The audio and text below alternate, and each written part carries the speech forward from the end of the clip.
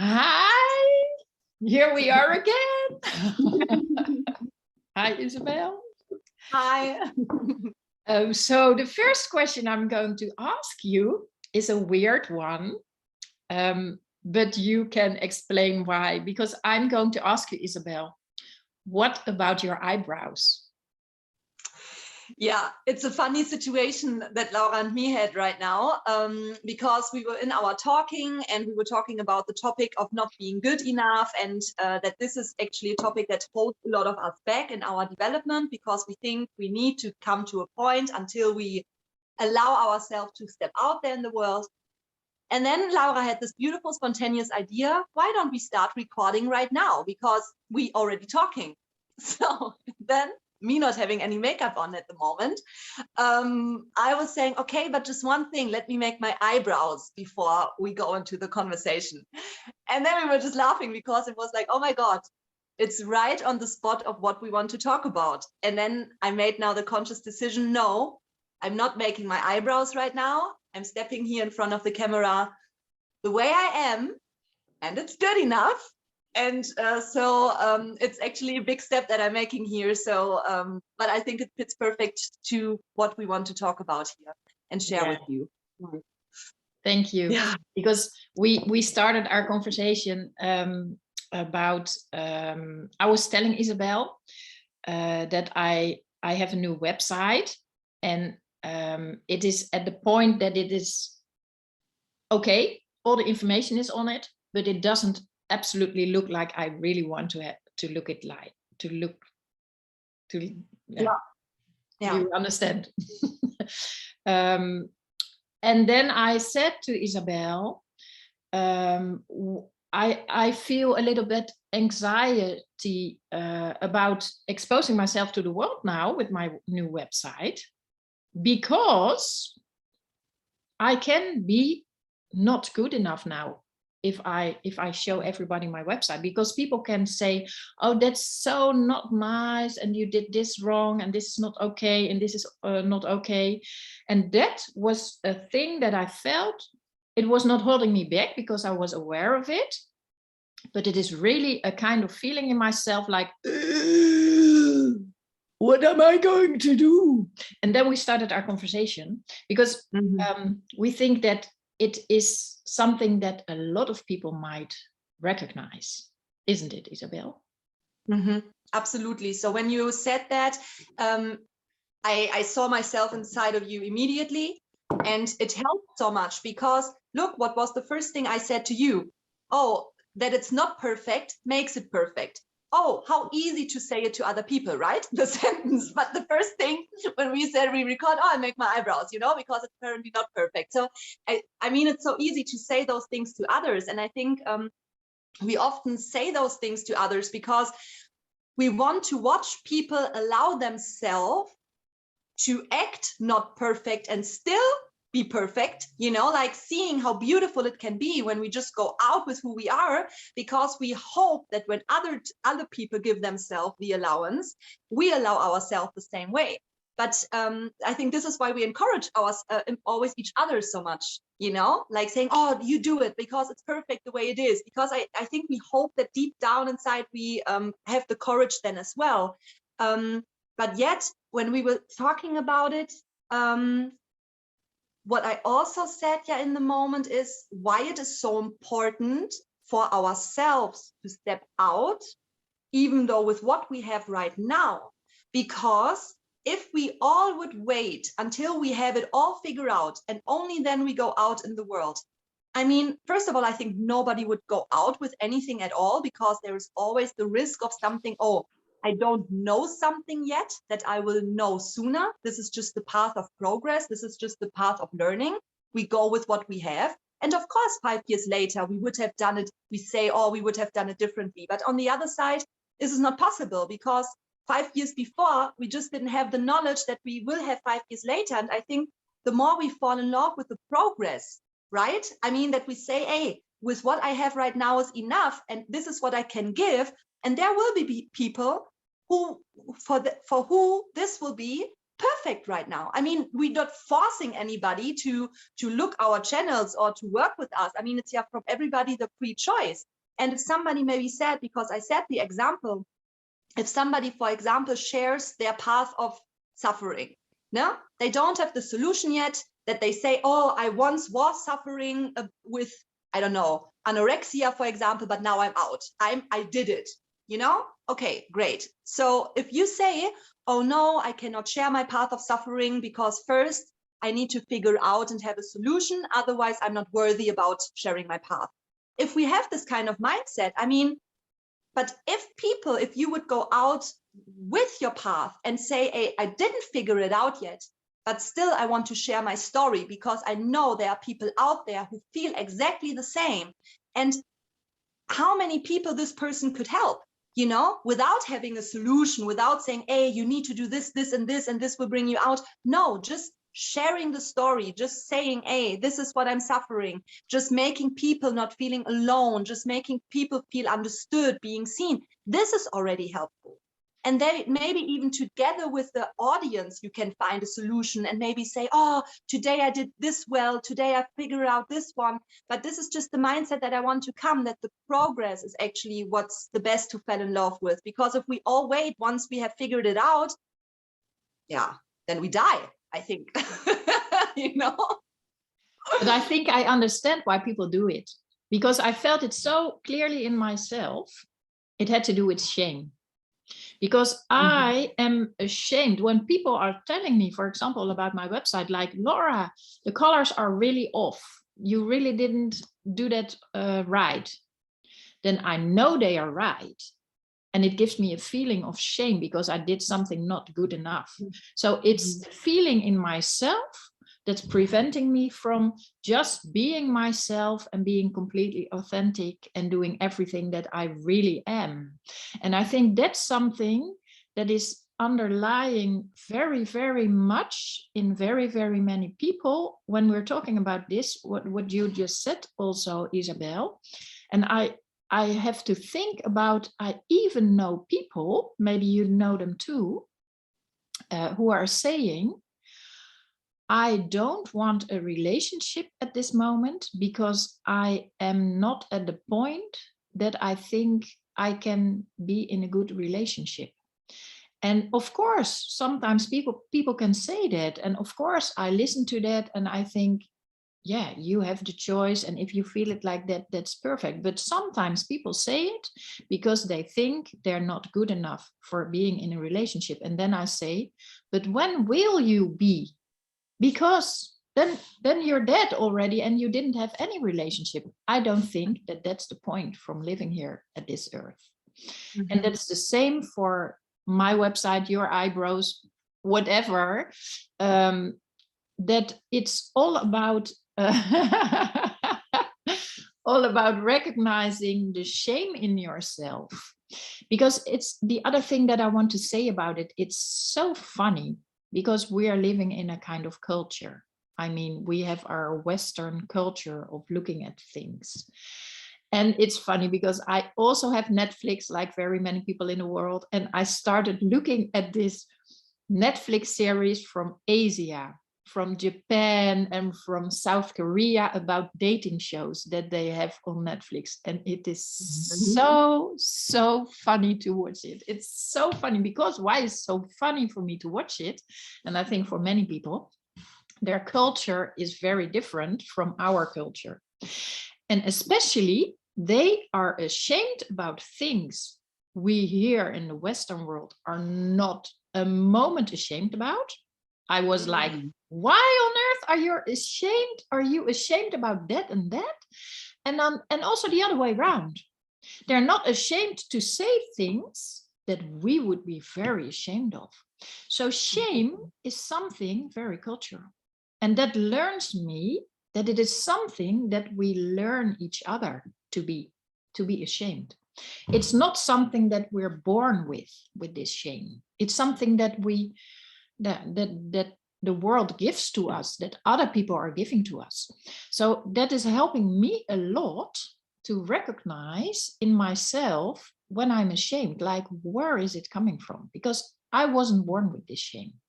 So what is it exactly? And yeah, I can go on with it. The shame is because if I feel ashamed, there is a risk that people won't like me. And if people are not liking me, and too many people are not liking me, maybe they're throwing me out of the group and of the social surrounding that I'm in. And that's really, really a frightening thought, because then how can I survive? I think that's underlying my shame. So I thought maybe that's helpful to explain. I hope people can have something, can learn from that. Yeah. Very, very good. I love the way you explained it and reflected it, actually, because I think shame is a huge topic.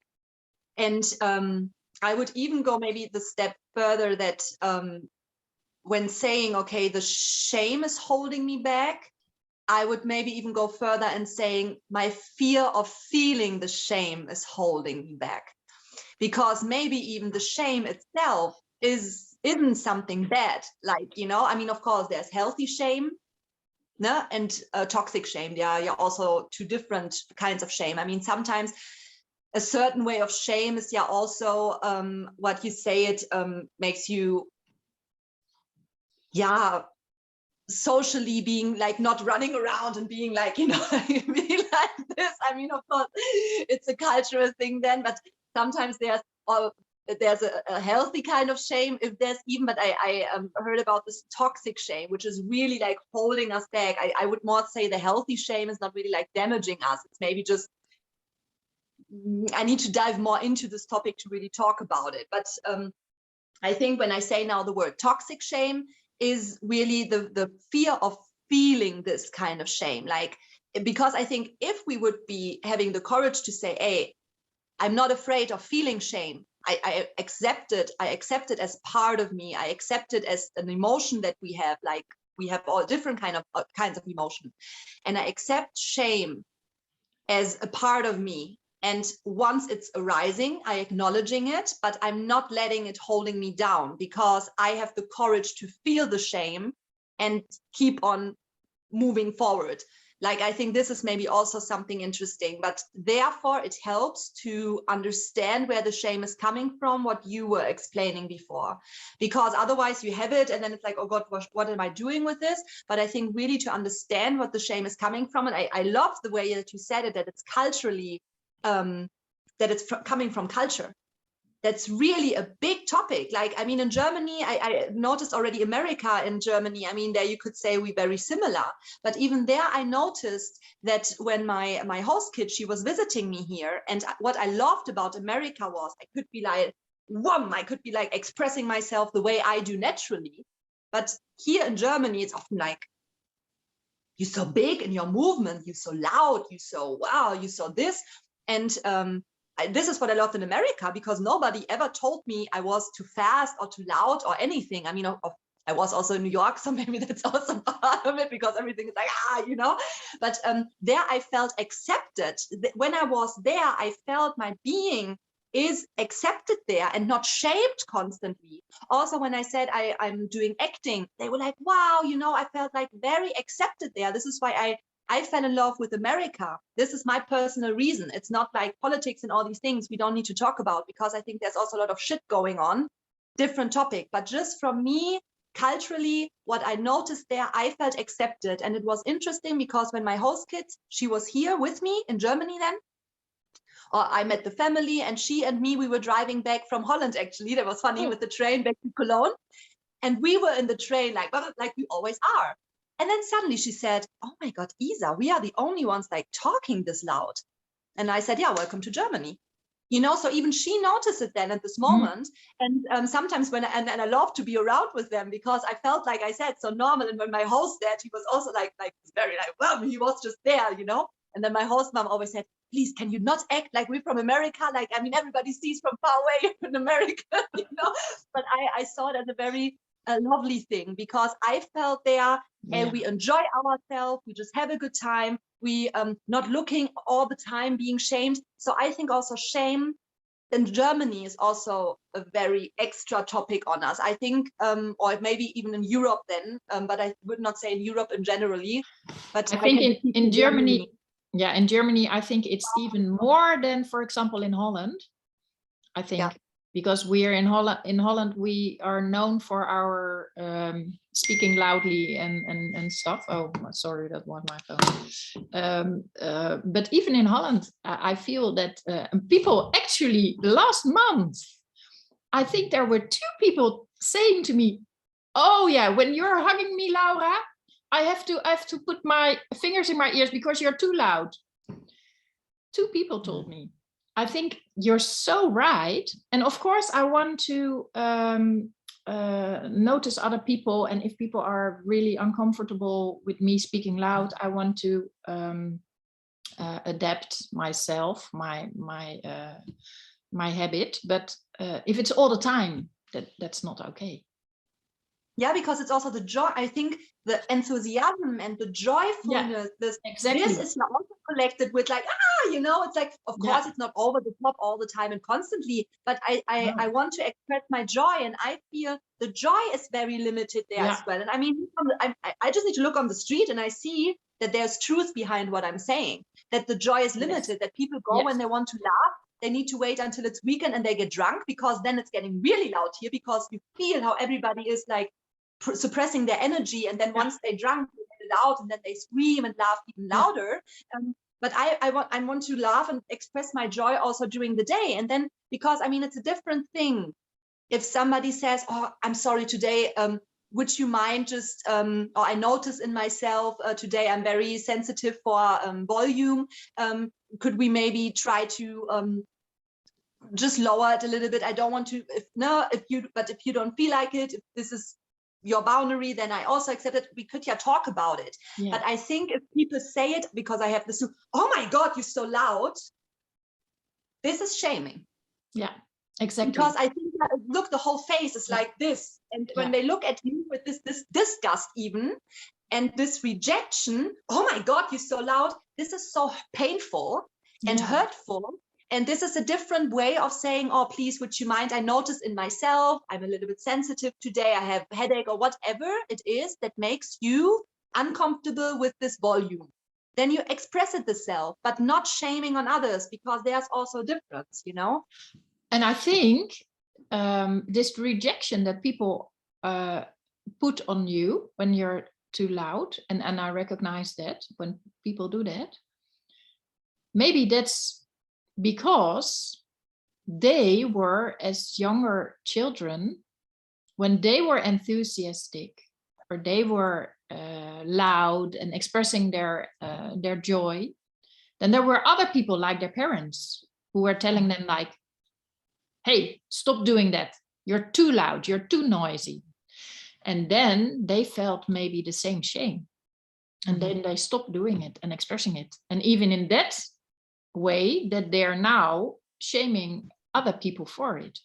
Maybe that's the same. I think about what it reminds me of is when smokers quit smoking, then they are the biggest rejectors of smoke. You recognize that? They're like, I hate smoke. I hate smoke. And when you ask people who are really, really furious about that, it's almost all the time because they were smokers before. So that reminds me of that. Maybe that's the same, because I don't want to reject the people that are putting shame on me, but I want to know why they are doing it. Because like you say, it feels so unnatural to suppress joy and enthusiasm in other people. It feels unnatural. It doesn't feel right. I don't want to suppress joy or curiousness or enthusiasm in other people. I don't want to do that. So how come that some people are doing that? Maybe when they're not aware of it, or even when they're aware of it. How come they do it? That's what I wonder.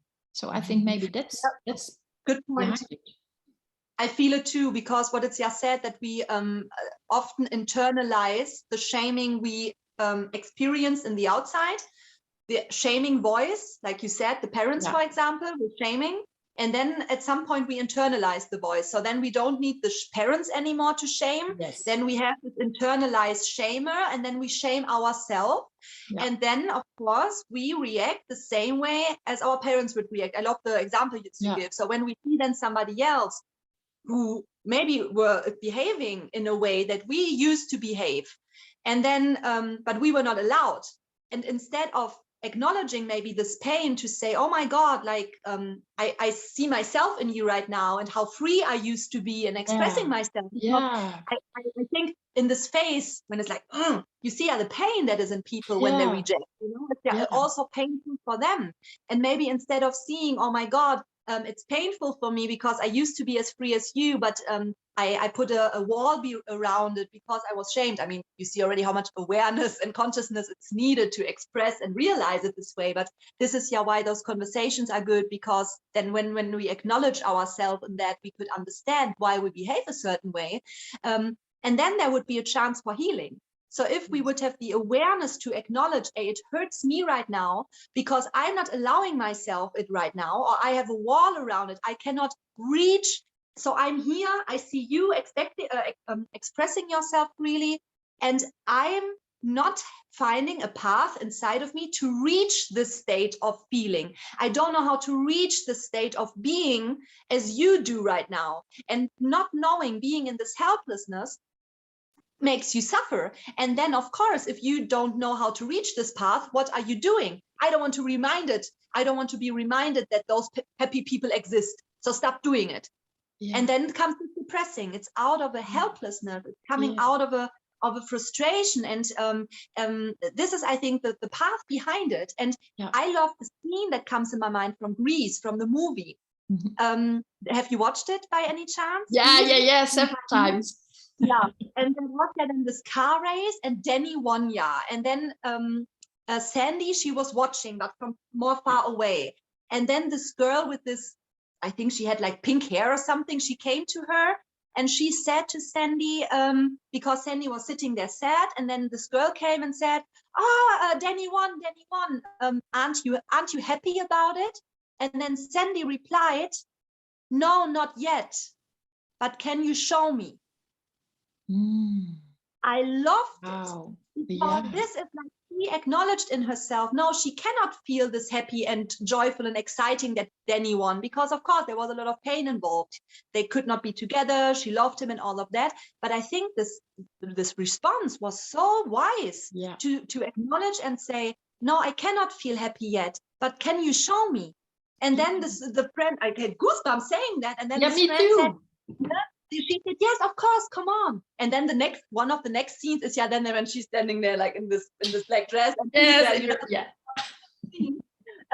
And this is, I think, what is a very wise response, because normally people would say, how ridiculous. They celebrate now that he won the car race. They would put themselves normally above and look down on it because they feel the shame of not being happy. But she was acknowledging that she doesn't know yet how to get to the state of feeling, and then she asked for help. Yeah, beautiful. And actually, if we make the circle round again, because I think that the people that are, for example, you don't have your makeup on now, and my website is not really nice. People who are going to say something of that, actually that's the same, because why are they doing it? Why are they, like, we are having fun together now, right? About talking about these things. And so if people are commenting about it, like, oh, you're shaking your head all the time or nodding it, what we talked about, or about, oh, she's not wearing makeup. Oh, she's not like that. She's not that. She's this, she's that. Why are people doing that? That's about the same, like you said, because it is avoiding their own pain. That's why they do it. So actually, that's really painful to look at, but it doesn't say anything about you or about me. It says something about the one who is giving the comments. And about how they treat themselves. Exactly. Because when you notice that they don't give themselves the allowance to be out there with what they have. And this is why they project this hard voice that they have with themselves. This is what they bring outside in the world. Yeah, exactly. I think I said it, I don't know if it was the last time when we were talking too, that when people treating me like really bad, I actually can come to a point where I say, I feel sorry for you, but because if this person lives inside of you, this mindset, those thoughts, because words are just an expression of thoughts. So those evil thoughts need to live inside your head. And then I think in this head that you live in with those thoughts, I don't want to live in. No, exactly. That's actually very pitiful, very painful. Yeah. Because saying those words, those evil words, which are an expression of thoughts, thinking those thoughts, because the thought comes here first, which are so evilly charged, harm also the person itself. I mean, having thoughts that are charged so negative harms the person itself. And then when they even decide not only thinking those thoughts, so they make the decision to even express them, if saying or writing them, then they give the negative charged thought even more room to exist. Yeah. So it's actually the person lives in a very unhealthy body. Yeah. So what is the healthy way? The healthy way is to first, I think the first step is being aware of it, don't you think? Because Absolutely. if you're not aware of it, then you cannot fix it, you cannot change it. Yeah, absolutely. Yeah. Yeah. Yeah. So maybe because there is a thing about thinking a thought, but then maybe saying, oh wait, I acknowledge. Now I have this thought again. But this time I make the decision not to speak it out. I make the decision not to put it out in the world. Yeah. I recognize it. I'm not shaming myself for having this thought, because I maybe notice. Then you can go on the journey. Oh, I have this thought. Where does this come from? What is the feeling behind this thought? What wound was maybe triggered that this thought is coming? And then going on this, what we are maybe often call this internal journey. Journey within. This is exactly what I mean for sure about it. Like noticing that and then questioning yourself. Where does it come from? I notice. Instead of spreading it out in the world and give this emotional abusive virus out there, and then we just wound again other people. I mean, it's so easy said than done. Like I said just in my last video, I just got into also an arguments with somebody and he's really hitting my buttons. And then I also saying like all the things I learned, I cannot, I mean, it's so difficult for me. And then I found myself also like, and then flipping out, so of course it's still happening, but learning from it, not being afraid of looking at the situation and say, oh my God, what has happened here? I want to look at it again. What went wrong? Like, how can I make it a different time? Yeah. That's really the way. But it is also really, like you say, it is really a hard way. It's really not easy. It's really difficult because it is so different from what we're used to do. And it is so different from how we are raised in our culture and in these countries we live in. I think it is really, really necessary that we make the shift, but it's not easy, because when you are aware of it, oh, that's Siri. When you are aware of it, it also gives you the responsibility. So it's because then when you are aware of it, you cannot be unaware of it. So you, at that moment, you totally have the responsibility to look at it and to be aware of it, that it is something of yourself. But it's so much easier to give to other people and say you're wrong and you're doing things wrong, instead of looking inside, like, where is it coming from that you call everybody a wrong person? That's so hard. And it, because then when you go this journey inside, you reach your own pain, because it's painful. If it wasn't painful, you wouldn't do it, because of course we all want to have joy and pleasure and enthusiasm and peace, and that's what we all want, don't we? So why don't we do it? Because it is painful. It is uncomfortable. we don't want to do it. So the first step of awareness is very, very important. But notice in yourself when you don't want to be aware of things. Maybe that's the small step before the being aware.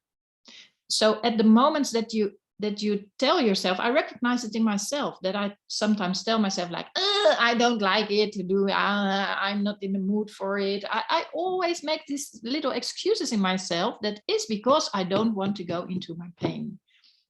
Because I think if I go into my pain, where will it end? Will it ever end? What is the purpose of going into my pain? I want to have joy, you know, but actually the real way to go into my joy is to first go into my pain, because then there's much more space for the joy. But that is so hard. It's so difficult. And only by doing it a lot of times, I learned, and you also learned, Isabelle, but I think very many people maybe did not learn already, that I can have the confidence that it's working that way, that it's really giving me much more space for joy and for peacefulness. But that's something that I need to get confident about. So that, that's the repetition. Sorry? Of the repetition of dealing with it this way, so that you keep on making the experience. Oh my God, I went through the pain, but afterwards came joy again. Oh my God, I went, and then it gets like I give the example. It's like we not worrying every night. Oh my God, will the sun come up again? We know. This is why we can accept the darkness in the evening and maybe make it even cozy, make candles on and stuff and really enjoy it, because we have this deeper trust that the sun is coming up again. And this is what I like to sometimes compare with emotions. So when we have the trust that I know how difficult it is to remember when the pain is there, the joy seems so far away. I know it's the worrying. I'm still often have this, oh my God, but it gets less and less, because the more you make the experience that the sun is coming up again internally. This is why I call you sunrise of the heart, because the heart has its sunrise again, you know, and then you feel, oh my God, I was able to laugh again. But learning this trust, I mean, it's difficult. It's the same when it's winter. It's difficult to imagine how everything is blooming. It seems like so far away. But deeper down, you know it will come. And this we need to feed and to put in ourselves the trust, even though if we cannot feel it yet. But then talking to ourselves and saying, okay, I realize I cannot feel the trust right now, but I want to trust. I want to trust. I want to learn how to trust, because deep down I know the joy will come again. Then, but not suppressing your worries, saying, okay, I feel I worry right now. I notice that I have difficulties to trust that joy will come again in my life. But deep down I know the joy will come in my life. And I make the decision that I want to trust that the joy will come in my life. And then saying those mantras, by stay with your truth, not using those positive affirmations that are so far away from you. I mean, then they are making you angry. You know, like, oh, I'm trusting. No, you're not trusting at the moment. So be honest and say, I know I have difficulties to trust, but I want to trust. I make the decision that I want to learn how to trust. Being honest with the way you express yourself. Yeah. But that's hard. That's difficult. It is. Yeah. It is. But the joy that comes then is a truthful joy. It's an authentic joy. It's not the joy on an unstable floor and you know, oh my God, it could break every moment and then all the shit is up there again. No, then it becomes like kind of a truthful joy, because you know it came through without suppressing anything. Yeah, it doesn't feel like a mousy joy, but it feels like an elephant joy. Yeah. Yeah. Okay, I guess my battery is empty soon. I need to. Okay, but maybe it's also nice to make an end now to our conversation, because I think that we have a nice round now. Because if we go back to where we started, like I'm anxious about exposing myself with my new website, and you anxious about being in a video without makeup on. Oh, whoa! Like that's where it's all coming from. Yeah. And that's what we're doing to each other. Sorry? But do you feel, I mean, I notice inside of me that I feel much more really relaxed now. Yeah. It is how it is, that we just spoke about it. Yeah, me too. Because now I know that, oh, my website is not perfect. So I give every person I give the opportunity to look at it and say like, oh, things don't have to be perfect to expose yourself. Yeah. Right. It feels really as a relief. Yeah. Thank you. Yeah. Nice. Okay, let's talk another time. Perfect. Okay. Okay. Bye bye. Bye bye.